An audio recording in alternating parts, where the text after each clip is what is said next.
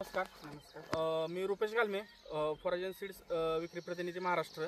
तर आज आपण इथं बघू शकतोय आंबे या गावामध्ये आबासाहेब इंगोले यांच्या प्लॉटवरती आलेलो आहे.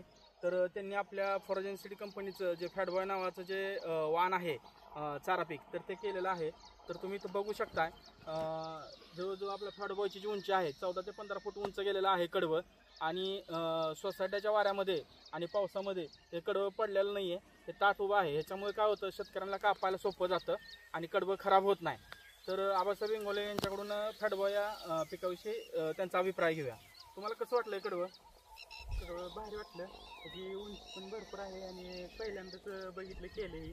कधी केलं नव्हतं, ह्याच्या अगोदर नव्हतं पण. आणि वापर केल्यापासून दुधाला चांगली वाढ झाली, फॅटमध्ये चांगलं बऱ्यापैकी वाढ झाली. तर सर्व शेतकरी बांधवांना मी सांगू इच्छितो की फॅटबॉयच्या कंपनी जवळजवळ तुम्हाला 20 ते 25 टन हा हिरवा चारा मिळू शकतोय.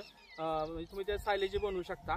तर ह्याच्या 3 कापण्या होत्या. 3 कापण्यामध्ये सरासरी पर एकर 50 ते 60 टन ह्याचा चारा बनतोय.